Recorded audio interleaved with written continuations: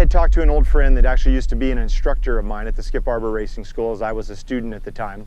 And I had made a comment that basically I missed being in the race car after I got out of the military in 2012. I've been working a full-time job, but also dealing with PTSD. And during that time, I was looking for recreational things to do.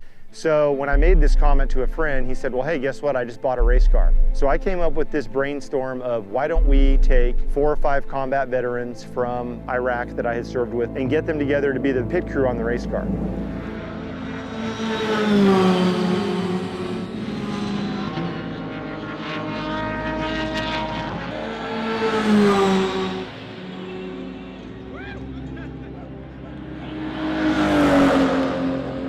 The 25-hour actually was a really bad idea to do a first event for if you haven't been in a race car in 10 years, such as myself. I can relate it to what all of these guys had to do in Baghdad in 2007 during the surge. So these guys know what it's like to be out and about in harsh conditions for 30 hours with no sleep, minimal food, and for them to stay up throughout the night and to support the team is a no-brainer.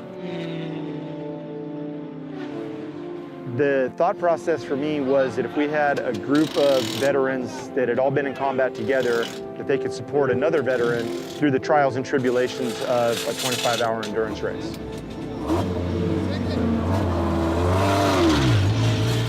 They're getting recreational therapy. They have that brotherhood once again, and that's something that a lot of veterans I feel are missing when they come back home. They tend to isolate. They put themselves in a position where they don't want to leave the house. They don't want to blend back into society. And I went through the same thing. I was missing being around my brothers and my brothers in arms. And so what could I do to bring them all back together? What better than at the racetrack, which is something that I have a passion for. We started talking about this at the beginning of 2016, but in all reality, we didn't actually have a car or have a vision until about 4 months ago. I believe that the reason we have a 30-man team out there in pit lane taking care of the race car and getting the vets involved is because we still have people that are patriotic. We still have people in this country that care about veterans' well-being.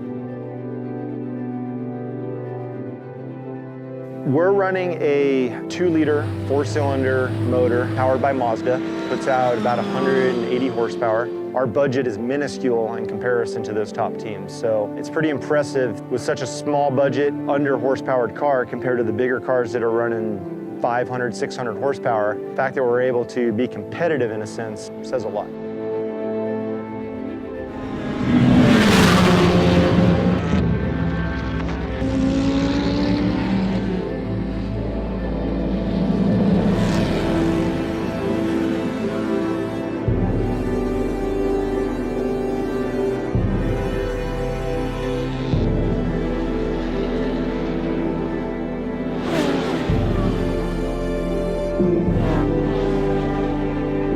My expectations for the weekend coming to the 25 Hours of Thunder Hill was to basically just get the car to finish and have the vets to have a good time. Anything beyond that would just be an added bonus. And as the race started to progress, we ended up in the top 10 early on. The attrition rate got well enough, as it always does in endurance racing, to where we ended up 6th overall and 1st in class. So beyond our wildest expectations that we would actually finish almost in the top 5. I'm speechless. Again, the fact that we put this together between August and now, the response from the vets on how well this went, it doesn't get any better.